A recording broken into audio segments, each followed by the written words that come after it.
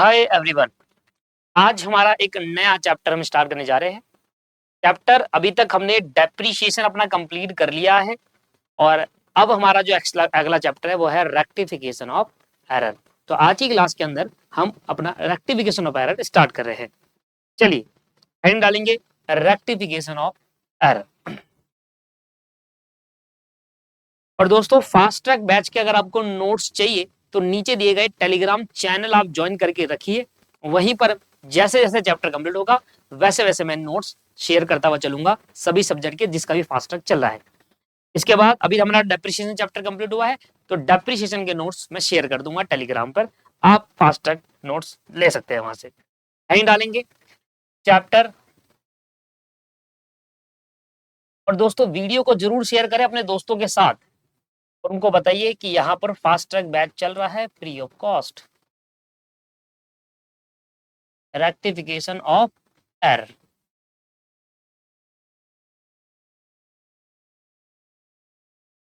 किसी भी चैप्टर को स्टार्ट करने से पहले सबसे पहले मैं लिखवाऊंगा उस चैप्टर के अंदर कितने टॉपिक है जो हमें पढ़ने हैं, जिससे आपको एक अंदाजा हो जाए कि हाँ भाई ये वाले पर्टिकुलर टॉपिक जो हमें पढ़ने हैं इस पर्टिकुलर चैप्टर के अंदर। तो सबसे पहले लिखेंगे टॉपिक टू बी कवर।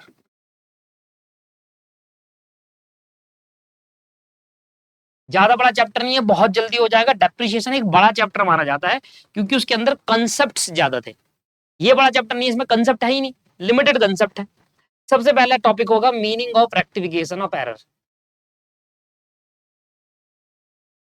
सबसे पहले करेंगे मीनिंग की बात, फिर दूसरा हम करेंगे types of error. Types of error की बात करेंगे दूसरे में हम। तीसरा हम करेंगे अपना अगला आता है हमारे पास stages of error. Stages of error, error की कितनी स्टेजेस होती है हमारे पास? तीन स्टेज हमें देखने को मिलती है एरर की। पहला before preparing a trial balance.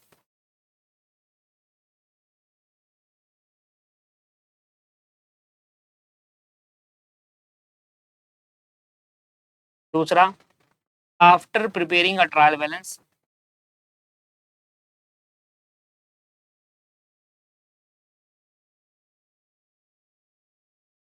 But before final account.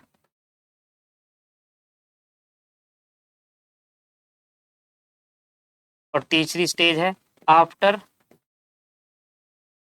Final account.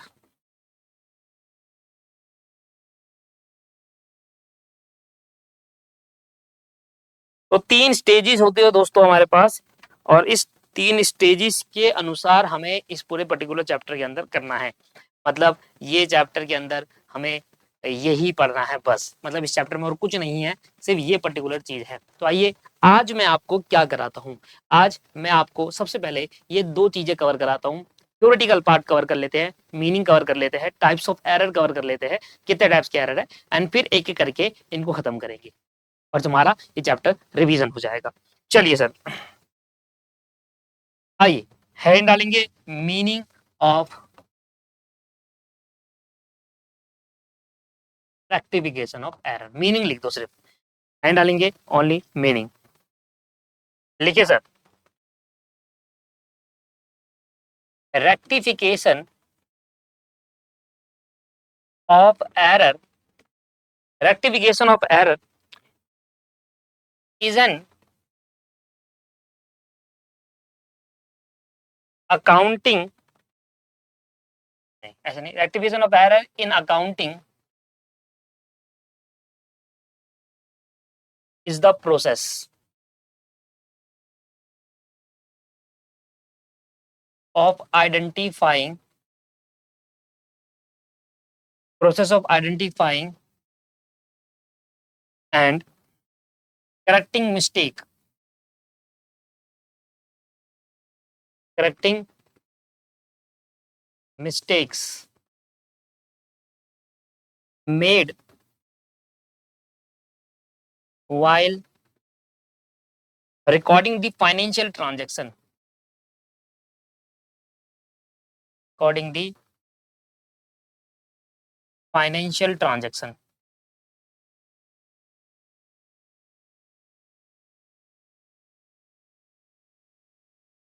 These error These error can occur various reasons.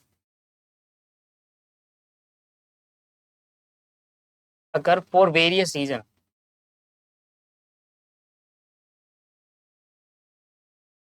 These error can occur for various reasons such as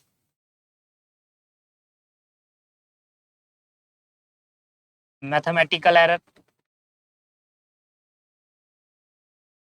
उसके बाद आगे आपके पास omission,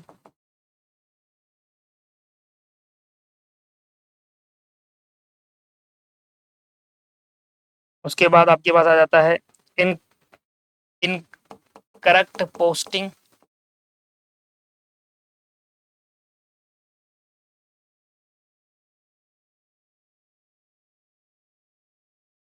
तीसरा पॉइंट द गोल एक्सेप्टर लगा लो, ऐसे तो बहुत सारी चीज होती है। Goal of rectification, the goal of rectification is to ensure that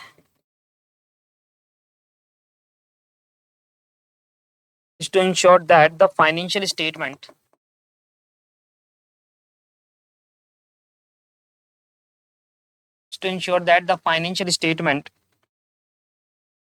accurately affect the true financial position, affect the true financial position of business, true financial position of a business।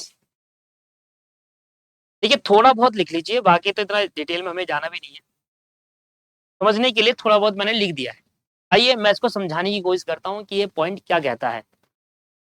Rectification का मतलब क्या होता है? भाई आप इंसान हो, ठीक है ना, और इंसान से गलतियां हो जाती है। एक बार की बात है, मैं अपनी ट्रेनिंग कर रहा था फर्म के अंदर नहीं, कंपनी के अंदर कर रहा था, फर्म में और कंपनी दोनों में करी है मैंने। तो मैं अपनी ट्रेनिंग कर रहा था सीएमए की, और सीएमए की ट्रेनिंग करते वक्त मैंने मैं नया नया गया था। अकाउंटिंग एंट्री तो हालांकि मुझे आती ही थी, बट उस अकाउंटिंग एंट्री को टैली या बिजी अकाउंटिंग सॉफ्टवेयर्स के अंदर जो हम करते हैं वो थोड़ा शुरू में दिक्कतें आती थी। तो मेरे को उस डिपार्टमेंट में, अकाउंट डिपार्टमेंट में कहा कि आप एंट्री करो। अब एंट्री करो तो कैसे करो भैया, हमें तो बताया भी नहीं कैसे करनी होती है। अब थोड़ा बहुत मैंने यूट्यूब पर देख लिया कि कैसे एंट्री करनी होती है। उस टाइम पर यूट्यूब पर भी इतना नॉलेजेबल थिंग नहीं थी। तो एक बार क्या हुआ, मेरी इंटरेस्ट की एंट्री गलत हो गई। हालांकि क्या हुआ, अब देखिए इंटरेस्ट की एंट्री अगर बोलेंगे खर्चे की एंट्री क्या होगी, तो खर्चे की एंट्री आपने, हाँ भाई इंटरेस्ट आपने पे करा है तो एंट्री होगी interest account debit to cash account या बैंक अकाउंट जिसमें भी आपने पे करा है। तो खर्चे की एंट्री डायरेक्टली नहीं होनी चाहिए थी, बट उसको टैली सॉफ्टवेयर में डालना, उसकी एंट्री पास करने में थोड़ा कॉम्प्लिकेटेड हो जाता है इनिशियली, जब पहली बार कोई बच्चा या कोई स्टूडेंट कर रहा होता है उस चीज को। सिमिलरली मेरे साथ भी ऐसा हुआ कि खर्चे को डेबिट करना था और गलती से मैंने उसको क्रेडिट कर दिया। तो ऐसे केस के अंदर क्या हुआ, जो खर्चा डेबिट होना चाहिए था वो खर्चा आपने डेबिट की जगह पर उल्टा उसको क्रेडिट कर दिया। तो यहां पर आपकी गलती हो गई, और इस गलती से आपकी जो फाइनेंशियल स्टेटमेंट है उस पर इंपैक्ट पड़ गया। जो खर्चा दिखाना चाहिए था वो आपने इनकम दिखा दिया, और ऐसे में आपकी फाइनेंशियल स्टेटमेंट जो करेक्ट पोजीशन है वो नहीं बता पाती है, true fair position of the financial statement नहीं होती है। इस वजह से हमें क्या करना होता है, कहीं पर भी किसी भी पर्सन से अगर गलती हो जाती है, कोई मिस्टेक हो जाती है रिकॉर्डिंग करने में फाइनेंशियल ट्रांजैक्शंस को, तो उन गलती को आइडेंटिफाई करके उसको करेक्ट करने का काम होता है रेक्टिफिकेशन ऑफ एरर का मतलब। तो एरर को ढूंढो, आइडेंटिफाई करो, और साथ में उसको रेक्टिफाई भी करो, मतलब ठीक भी करो।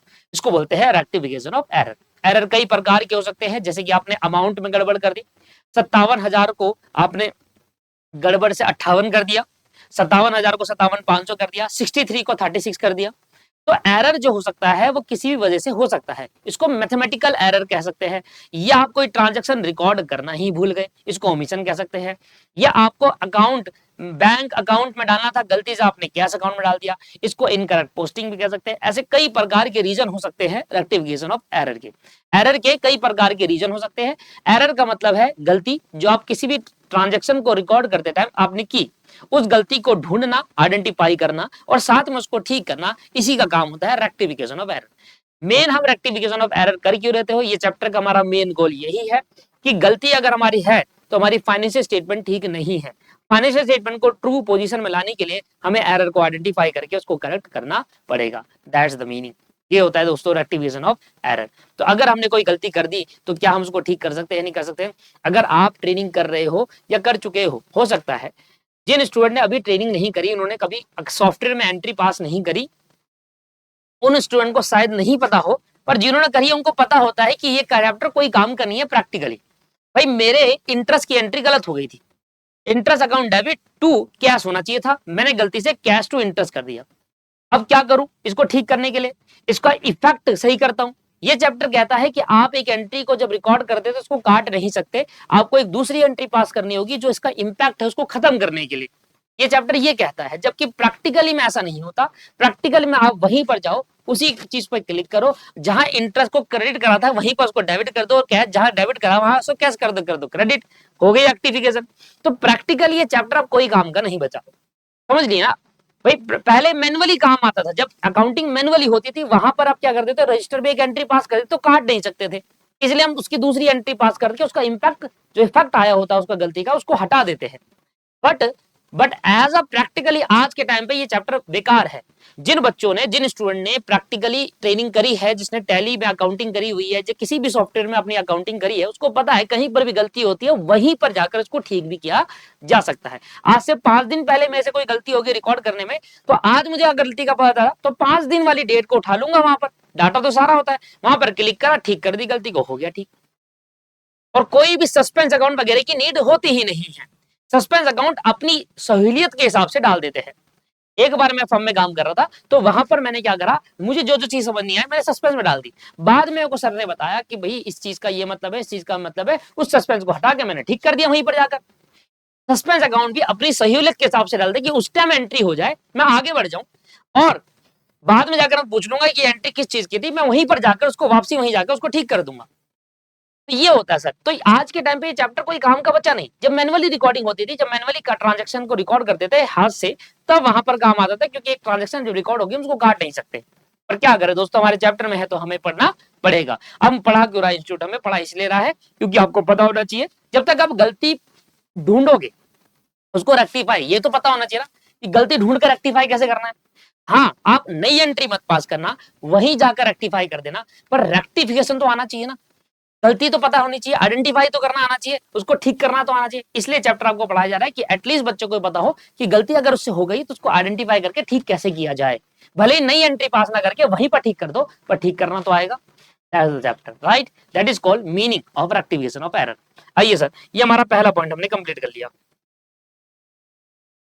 इसको हम कह देते हैं डन।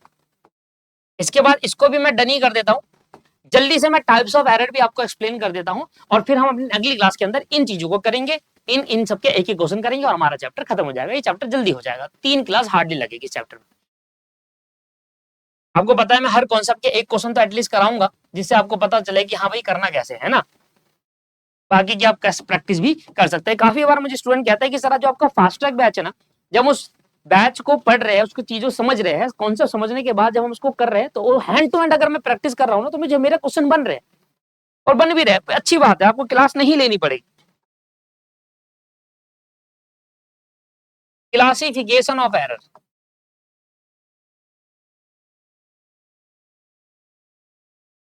इसको हम टाइप्स ऑफ एरर भी कहते हैं। देखिए एरर को 4 भागों में क्लासिफाई करा, बचपन से आप पढ़ते आ रहे हैं, मुझे इसमें ज्यादा बताने की भी नीड नहीं है। 11वीं क्लास में पहली बार आपने पढ़ा था एरर को क्लासिफाई करने का तरीका, 11वीं क्लास में।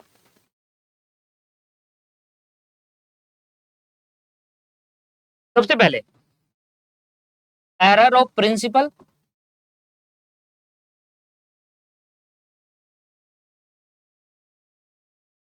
एरर ऑफ ओमिशन,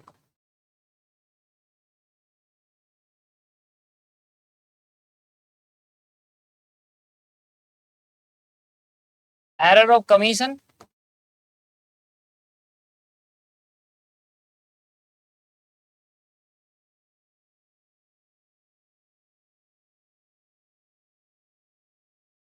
और कंपनसेटिंग एरर।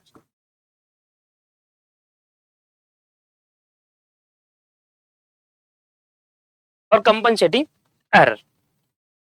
आइए, तो भैया चार तरीके के हमारे पास एरर होते हैं, error of principle, error of omission, error of commission और कंपनसेटिंग एरर। स्पेलिंग मिस्टेक होगी क्या?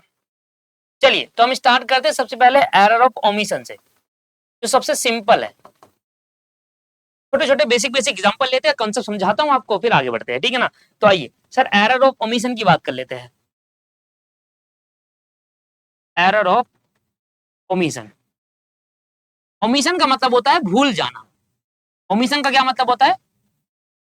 भूल जाना। भाई मैं कोई एंट्री है वो रिकॉर्ड करना ही भूल गया, इसकी रेक्टिफिकेशन सबसे सिंपल है। इसको दो पार्ट में डिवाइड करते हैं हम। कितनी पार्ट में डिवाइड कर रहे हैं दोस्त? दो पार्ट में डिवाइड कर रहे हैं। पहला पहला पार्ट यह है कि या तो आप कंप्लीटली भूल गए हो, या तो आप पूरी की पूरी एंट्री करना भूल गए। भाई मेरे को इंटरेस्ट पे, इंटरेस्ट मैंने पे किया, मेरा खर्चा था, मैंने इंटरेस्ट पे कर दिया, इंटरेस्ट की एंट्री करनी थी, सैलरी पे करी, सैलरी की एंट्री करनी थी, salary account debit to cash account, ये पूरी एंट्री करना भूल गया। इसको बोलते हैं कंप्लीट ओमिशन और पार्शियल ओमिशन। या तो आप पूरी ही एंट्री करना भूल गए हो, या आप थोड़ी एक कुछ पार्ट ऑफ द एंट्री करना भूल गए हो, ये एक अकाउंट में तो डाला, दूसरे अकाउंट में डालना भूल गए हो। तो एरर ऑफ ओमिशन में दो कैटेगरी बनाई गई। एक हमने बोला कंप्लीट ओमिशन,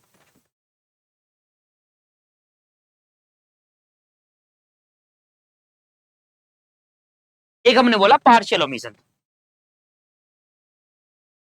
समझ में आया? कंप्लीट और पार्शियल ओमिशन में डिफरेंस क्या है? कंप्लीट ओमिशन में मतलब क्या है कि मैंने सैलरी पे करी और फुल्ली ट्रांजैक्शन फुल्ली रिकॉर्ड करना ही भूल गया। तो ऐसे केस के अंदर इसको रेक्टिफाई किया कैसे जाए? रेक्टिफाई करने का बड़ा सिंपल तरीका है, जो एंट्री आप करना भूल गए उस एंट्री को कर दो। एग्जांपल ले लीजिए, salary paid but not recorded. अब मैंने सैलरी पे करी और मैंने रिकॉर्ड करना भूल गया। अब सैलरी पे करी, रिकॉर्ड करना भूल गए, तो भैया क्या करूं मैं? इसको रिकॉर्ड कर दो ना भाई। आपने सैलरी पे करी और सैलरी पे करी है और रिकॉर्ड करना भूल गए हो, तो रिकॉर्ड कर लो।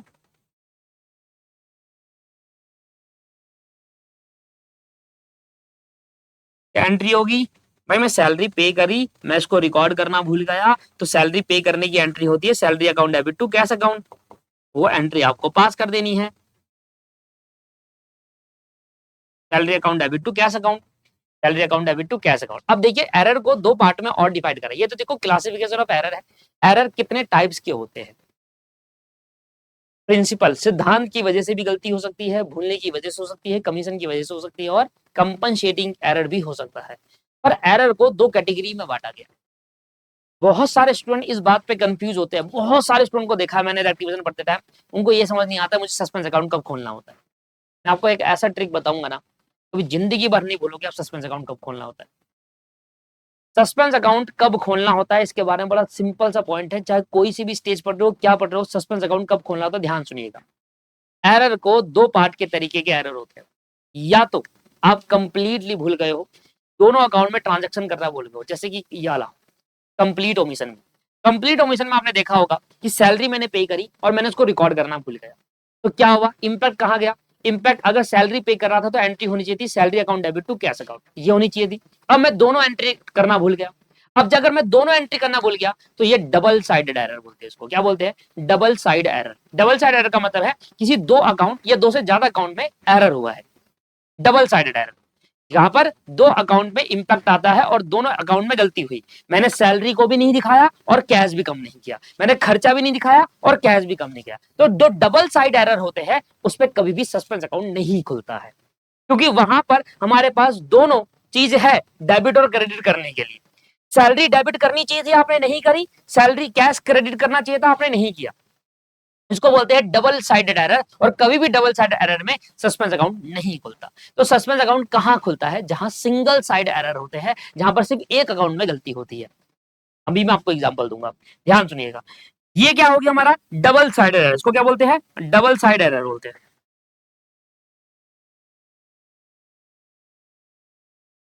क्या बोलते हैं इसको दोस्तों? डबल साइड एरर बोलते हैं। अगला कहता है कि भैया आपने, एग्जांपल इसका ले लेते हैं, purchase goods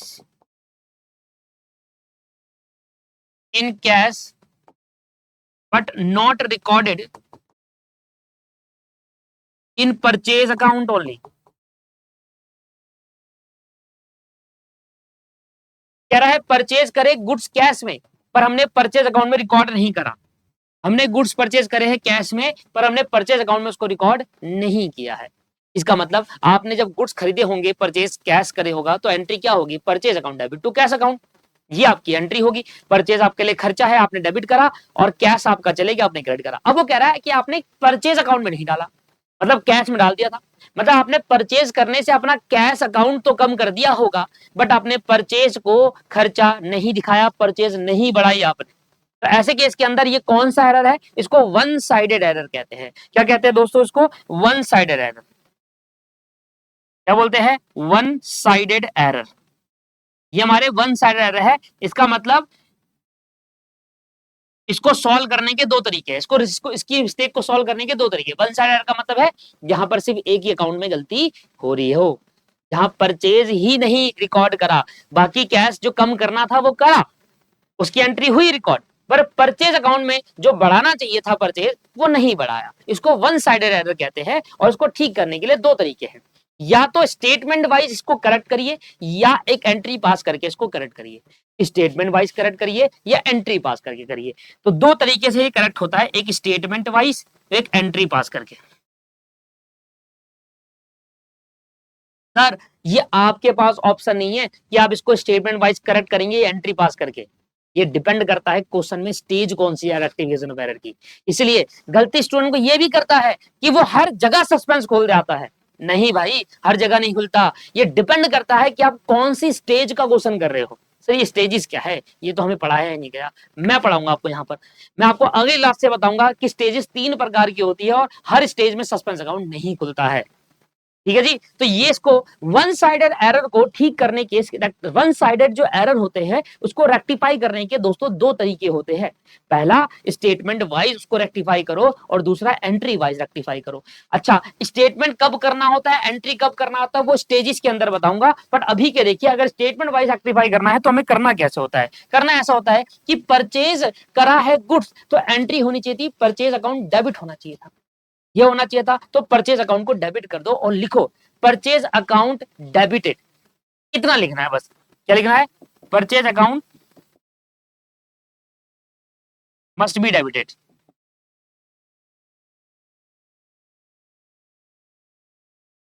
because not recorded, because not recorded. Purchase account must be debited because not recorded. आपने रिकॉर्ड नहीं करा परचेज में, इसलिए मैं उसको डेबिट कर रहा हूं। इसको बोलते हैं स्टेटमेंट वाइज करेक्ट करना। अब एंट्री वाइज कैसे करेक्ट करूं? तो एंट्री में परचेज अकाउंट को डेबिट कर दो। भाई जो परचेज अकाउंट डेबिट होना चाहिए था वो आपने नहीं करा, तो परचेज अकाउंट को डेबिट कर दो। जितने अमाउंट से परचेज करे थे उसको डेबिट कर दो। अब एंट्री तो कंप्लीट तभी मानी जाएगी ना जब डेबिट जितने से उतना क्रेडिट भी होना चाहिए। इसलिए दोस्तों वन साइडेड एरर में जब आप एंट्री से ठीक करते हैं तो वहां पर आपका एक अकाउंट तो आप ठीक करोगे, दूसरा अकाउंट हुआ ही नहीं गलती, तो दूसरी जगह डालोगे क्या? या तो एक अकाउंट में ठीक करने पे या तो डेबिट हो रहा होगा या क्रेडिट हो रहा होगा। तो एक चीज आपको और नीड होती है एंट्री को पूरी कंप्लीट करने के लिए। अब देखा होगा कि आपने परचेज को कम दिखाया तो परचेज आपने बढ़ा दी डेबिट करके, पर आपके पास क्रेडिट साइड में क्या डालू? तो वन साइड एरर में सस्पेंस अकाउंट खुलता है। आया समझ में? सस्पेंस अकाउंट क्या है? सस्पेंस अकाउंट एक डमी अकाउंट है जो एंट्री को कंप्लीट करने के लिए हम डालते हैं, आगे जाकर सस्पेंस के बैलेंस को खत्म करते हैं। कभी भी सस्पेंस अकाउंट कभी भी फाइनेंशियल स्टेटमेंट में शो नहीं होता। जब हम फाइनेंशियल स्टेटमेंट एंड बना रहे होते हैं ना दोस्त, लास्ट में जब हम फाइनेंशियल स्टेटमेंट को प्रिपेयर कर रहे होते हैं ना, तो फाइनेंशियल स्टेटमेंट प्रिपेयर करते समय अगर सस्पेंस अकाउंट वहां दिख रहा है उसको हटाना पड़ता है, तभी वो कंप्लीट फाइनेंशियल स्टेटमेंट मानी जाती है। गवर्नमेंट डिपार्टमेंट, गवर्नमेंट के कोई भी डिपार्टमेंट फाइनेंशियल स्टेटमेंट अप्रूव नहीं करता अगर वहां सस्पेंस अकाउंट दिखा रहा है। तब आप भी टेम्परेरी सस्पेंस अकाउंट डाल के एंट्री को कंप्लीट कर सकते हैं। इन एंड जब फाइनेंशियल स्टेटमेंट क्लोज की जाएगी सारे सस्पेंस अकाउंट को ठीक करा जाएगा। ठीक है जी। तो यहां पर हमने क्या करा, यहां पर अभी मैंने क्या करा, सस्पेंस अकाउंट डाला, एक डमी अकाउंट बनाया। और सस्पेंस अकाउंट का नेचर क्या होता है आप कभी जिंदगी में नहीं बता सकते नेचर, ये डिपेंड ऑन दी एंट्रीज। इस एंट्री में सस्पेंस क्रेडिट है तो सस्पेंस का नेचर क्रेडिट हुआ। अब अगली एंट्री में क्या पता सस्पेंस डेबिट करना हो तो डेबिट हो जाएगा। तो सस्पेंस का दोनों नेचर होता है। बात समझ में आ गई? तो कब सस्पेंस खोलना होता है? जब वन साइडेड एरर हो और आपको एंट्री पास करनी हो, तब सस्पेंस अकाउंट खुलता है। वन साइडेड एरर हो और स्टेटमेंट बनानी हो तब एंट्री पास। स्टेटमेंट से रेक्टिफाई करना हो तो फिर सस्पेंस अकाउंट की नीड नहीं है। मैं बार बार समझा रहा हूँ, बार बार क्लियरली मेंशन कर रहा हूँ, वन साइडेड एरर में सस्पेंस अकाउंट खुलता है। और कब खुलता है? जब एंट्री करनी हो तब खुलता है, जब स्टेटमेंट से ठीक करना हो तो नहीं खुलता है। This is the point. Clear हो गया? ठीक है जी। तो इसको बोलते हैं कंप्लीट ओमिशन और पार्शियल ओमिशन।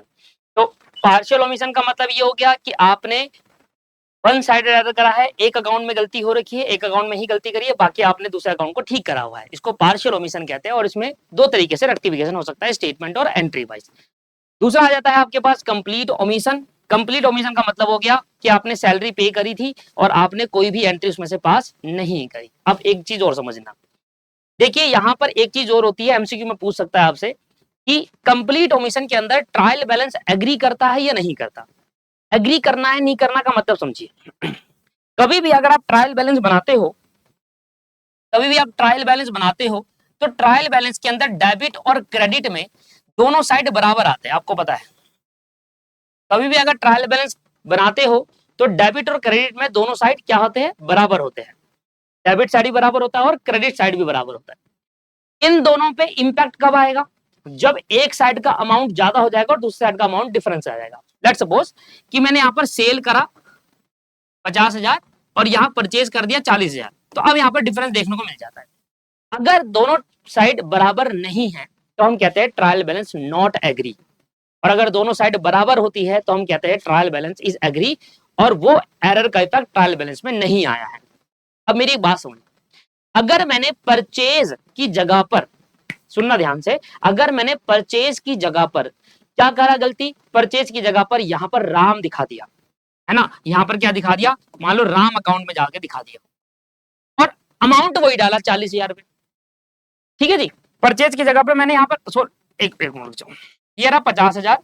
लेट सपोज कि ये होना था। अभी एग्री है ट्रायल बैलेंस 50 और 50, 50 और 50 एग्री है, तो सेल 50,000 है और राम अकाउंट 50,000 रुपए।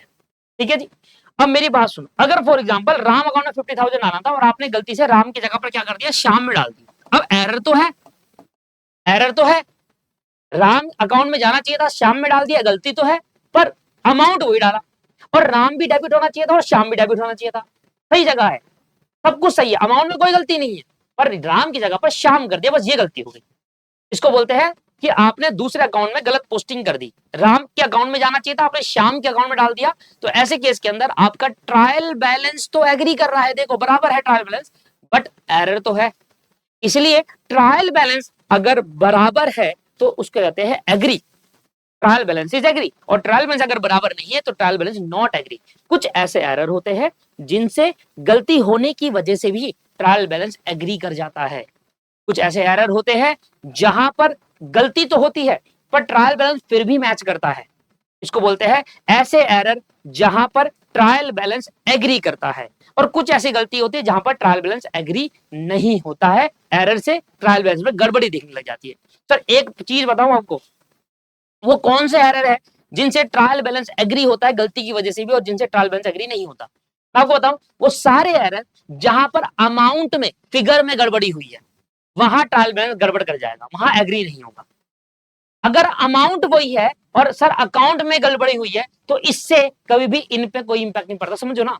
मेरे दोनों साइड बराबर, डेबिट और क्रेडिट साइड बराबर कब आएंगे? जब अमाउंट सही होंगे। अब इनमें यहां पर कुछ भी लिख दो, क्या फर्क पड़ता है ना? यहां पर अगर सही चीज लिखी है डेबिट साइड तो बराबर आ जाएगा। तो मतलब कोई भी ऐसी गलती जिनकी वजह से अमाउंट में, फिगर में कहीं गड़बड़ी हो रही है तो वहां ट्रायल बैलेंस एग्री नहीं करेगा, वहां ट्रायल बैलेंस मैच नहीं होगा। पर कोई भी ऐसी गलती, कोई भी ऐसी मिस्टेक, एरर जहां पर अमाउंट, फिगर में कोई दिक्कत नहीं है, फिगर बिल्कुल ठीक थे, पर उनके पर्सनल अकाउंट में दिक्कत है, मतलब सेल की जगह परचेज दिखा दिया, राम की जगह शाम दिखा दिया, तो भी ट्रायल बैलेंस एग्री कर जाएगा। ट्रायल बैलेंस एग्री कब नहीं करेगा? जहां फिगर में दिक्कत है। और एक और चीज, एरर ऑफ ओमिशन। अगर कंप्लीट ओमिशन है, भाई राम, मेरे को यहाँ पर परचेज, मेरे को यहाँ परचेज दिखानी थी 50,000 रुपए, मुझे यहाँ परचेज दिखानी थी 50,000, ठीक है, यहाँ परचेज दिखानी थी 50,000 और मैं दिखाना भूल गया। अगर मैं पूरी एंट्री करना भूल जाऊं तो उसका इंपैक्ट भी ट्रायल बैलेंस में नहीं आएगा। भाई परचेज सैलरी पे करी मैंने, तो सैलरी अकाउंट डेबिट होना चाहिए था, डेबिट में आना चाहिए, कैश कम हो जाना चाहिए था। डेबिट और कैश से सेम इफेक्ट आता, पर अगर मैं पूरी एंट्री करना भूल जाऊं तो उससे ना तो डेबिट बढ़ेगा ना क्रेडिट बढ़ेगा, कोई दिक्कत होने वाली नहीं है। तो कंप्लीट ओमिशन में क्या होता है, ट्रायल बैलेंस मैच कर जाता है, क्योंकि आप पूरी एंट्री करना भूल गए तो पहले भी बराबर ही था ट्रायल बैलेंस, अब भूल गए हो पूरी की पूरी तब भी बराबर है। पर अगर आप एक वन साइडेड एरर होगा, वहां ट्रायल बैलेंस एग्री नहीं करेगा, क्योंकि एक अकाउंट को तो आपने दिखा दिया सही और दूसरे अकाउंट को करना भूल गए। अब कैश तो कम कर दिया, उतने से आपने डेबिट साइड को देखो, क्रेडिट साइड तो कम करी, डेबिट साइड कम करा, उतने से क्रेडिट साइड कम नहीं करी, या डेबिट बढ़ा दिया क्रेडिट साइड नहीं बढ़ाई, तो कहीं ना कहीं इंपैक्ट आएगा ट्रायल बैलेंस पर, राइट। तो कंप्लीट ओमिशन में ट्रायल बैलेंस एग्री कर जाता है, ट्रायल बैलेंस इज एग्री, क्योंकि आप पूरी एंट्री भूल जाते हो, ना तो डेबिट करते हो ना क्रेडिट करते हो। पर पार्शियल ओमिशन में trial balance is not agree.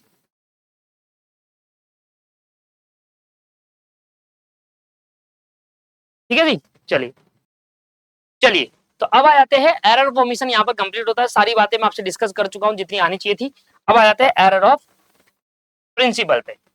आज दो ही एरर कर पाएंगे, एरर ऑफ प्रिंसिपल, ये तो ज्यादा हो जाएगा। तो एरर ऑफ प्रिंसिपल में भी दो कैटेगरी है। पहली कि भैया देखो, इसको करने के लिए आपको सबसे पहले पता होना चाहिए कैपिटल एक्सपेंडिचर और रेवेन्यू एक्सपेंडिचर क्या होता है, ठीक है ना, ये बेसिक चीज है, आपको पता होना चाहिए। मैंने एक कार खरीदी दोस्तों, वो एक कैपिटल एक्सपेंडिचर है, और उस पर मैं पेट्रोल डलवा रहा हूँ, वो रेवेन्यू एक्सपेंडिचर है।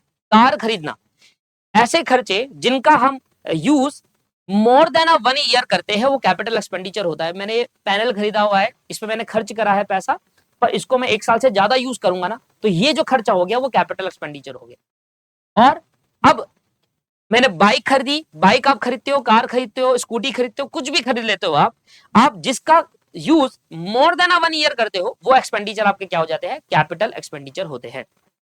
बट अगर आप उस बाइक पे पेट्रोल डलवाते हो, तो वो पेट्रोल विद इन 1 ईयर तो कंज्यूम कर लेते हो ना, that is called revenue expenditure. ऐसे खर्चे जिनका यूज हम मोर देन 1 ईयर करते हैं, वो हमारे कैपिटल एक्सपेंडिचर है, और ऐसे खर्चे जिनका यूज विद इन 1 ईयर हम कंज्यूम कर लेते हैं, वो हमारे रेवेन्यू एक्सपेंडिचर होते हैं।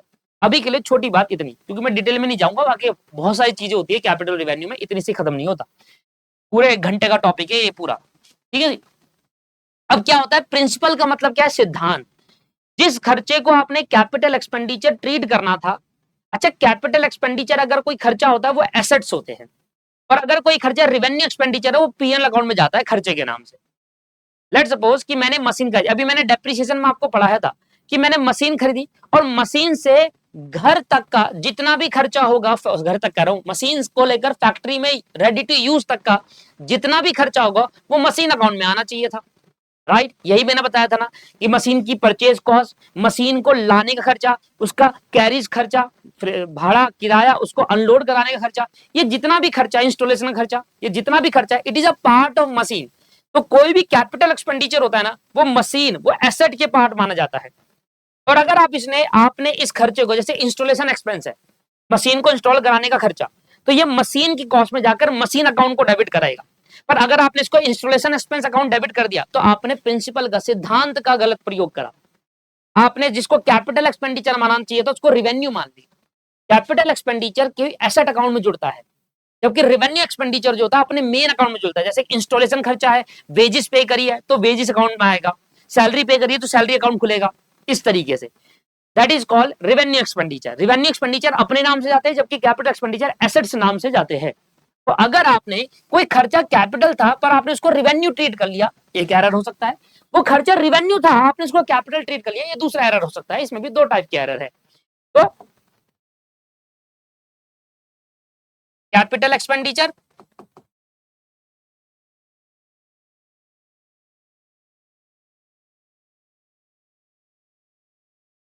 Treated as revenue expenditure.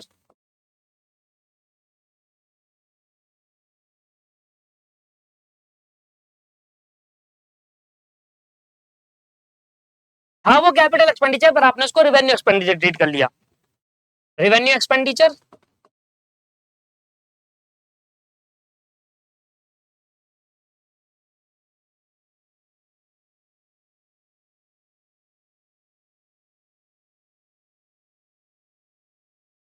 Treated as capital expenditure. था वो खर्चा रिवेन्यू, पर आपने उसको क्या कर लिया, कैपिटल एक्सपेंडिचर ट्रीट कर लिया है। तो ऐसे केस के अंदर इसको कहते हैं एरर ऑफ प्रिंसिपल, जहां पर आपने सिद्धांत का गलत यूज करा है। एग्जांपल देख लीजिए एक एक, आगे बढ़ते।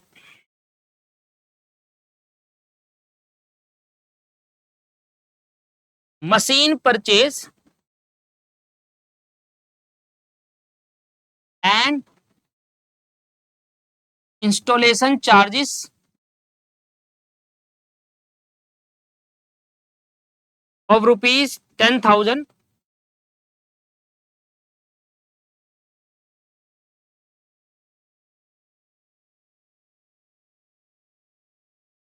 for ready to use।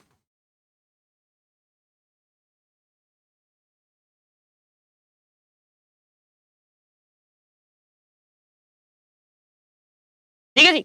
अब देखो क्या हुआ कि हमने कोई मशीन खरीदी, उस पे इंस्टॉलेशन चार्जेस लगे 10,000 रुपए का रेडी टू यूज करने के लिए। अब आपको मैंने डेफिनेशन में पढ़ाया था, मशीन खरीदने से लेकर रेडी टू यूज तक के जितने भी खर्चे होते हैं वो मशीन अकाउंट में जाएंगे, मशीन का पार्ट माना जाएगा। पर अब एंट्री क्या कर दी, अब एंट्री क्या कर दी इन्होंने, इंस्टॉलेशन एक्सपेंस में डाल दिया खर्चा, इंस्टॉलेशन खर्चा इंस्टॉलेशन में डाल दिया। इंस्टॉलेशन एक्सपेंस क्या है, एक कैपिटल एक्सपेंडिचर है, मशीन का कॉस्ट बना चाहिए था, उन्होंने क्या करा, इंस्टॉलेशन एक्सपेंस को मशीन अकाउंट में डालते हुए उसके अलग अकाउंट खोल के रिवेन्यू मान लिया। जब भी अलग अकाउंट खोलता है उसका मतलब रिवेन्यू है। 10,000 से एंट्री आपने यहां कर दी, ये गलत हो गया। इसमें गलत क्या है, इसमें गलत ये है कि ये इंस्टॉलेशन खर्चा है, ये इस नाम से नहीं आना चाहिए था। कैश तो देखो कम हुआ है, ये तो मशीन खरीदने में भी कम होता है, वैसे भी कैश में कोई दिक्कत नहीं है क्योंकि पैसा तो गया है ना, पैसे में कोई दिक्कत नहीं है। दिक्कत कहां है कि ये इंस्टॉलेशन खर्चा इसके नाम से ना आते हुए मशीन अकाउंट के नाम से आना चाहिए था, वहां की कॉस्ट में जुड़ना चाहिए था। तो इसे रेवेन्यू एक्सपेंडिचर ट्रीट करा जबकि था कैपिटल एक्सपेंडिचर। तो ये हमारी होगी रॉन्ग एंट्री, रॉन्ग एंट्री। ठीक है, ये हमने कर दी रॉन्ग एंट्री। पर हमने क्या करना है, इसको करेक्ट कैसे करना है, करेक्ट में क्या करना है, देखिए सिंपल सी है, जो आपने गलती करी है ये करेक्ट है, इसको कुछ नहीं करना, ये छोड़ दो, ये सही था।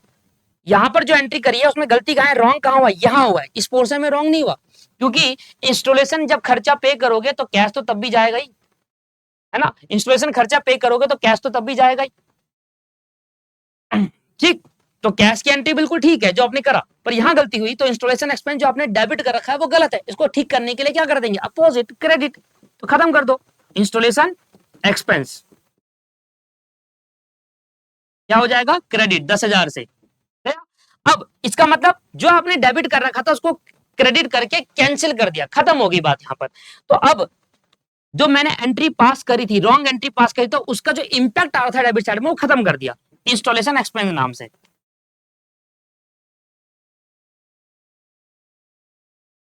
ठीक है sir.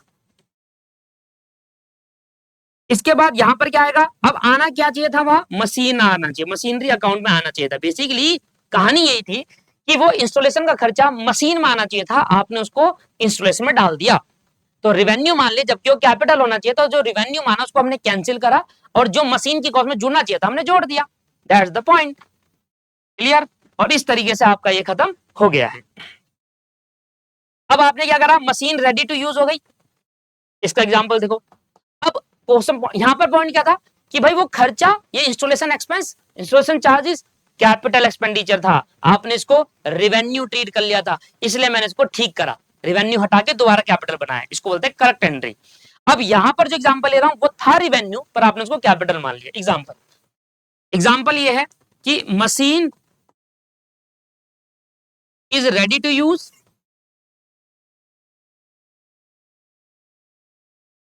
After some time, a repair cost of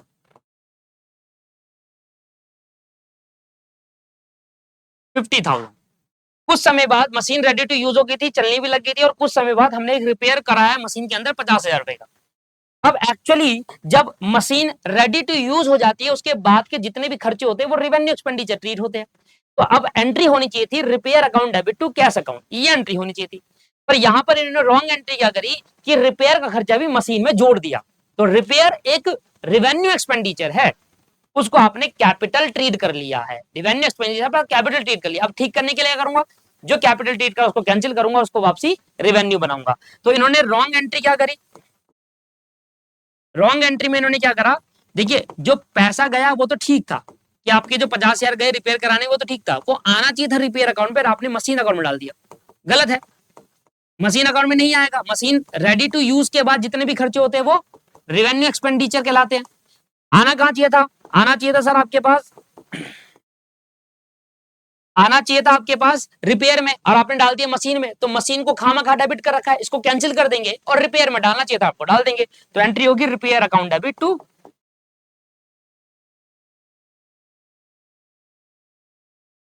machine account 50,000 50,000। इस तरीके से आपका जो रेवेन्यू वाला पार्ट था हमने उसको कैपिटल ट्रीट कर लिया था, और कैपिटल ट्रीट करने के बाद हमारी गलती होगी क्योंकि हमने एरर ऑफ प्रिंसिपल करा, तो हम उसको ठीक कर दिया। तो ये दो एग्जांपल से हमने ये कॉन्सेप्ट को समझा, तो इसको बोलते हैं एरर ऑफ प्रिंसिपल। तो एरर ऑफ ओमिशन यहाँ पर हो गया। तो आज की क्लास में इतना ही रखूंगा, क्योंकि मैं ये चाहता हूं कि आप इसके कुछ बेसिक क्वेश्चन कर लो, इनके कुछ बेसिक क्वेश्चन कर लो, ये स्ट्रांग हो जाएगा। फिर देखो नेक्स्ट क्लास में तो मुझे ये कराना ही है आपको, तो इसका मैं कुछ एग्जांपल लेके करा दूंगा, इसका मैं कुछ एग्जांपल लेके करा दूंगा, तो ये पॉइंट कवर हो जाएंगे। फिर वो बड़ा वाला एक एक क्वेश्चन तीनों करा के खत्म कर देंगे इस टाइम को। ठीक है जी, चलिए तो आज की क्लास को यहीं पर समाप्त करते हैं, नेक्स्ट क्लास में मिलते हैं एक नई कॉन्सेप्ट के साथ, ये दोनों के साथ। ठीक है जी, have a nice day, bye bye, take care.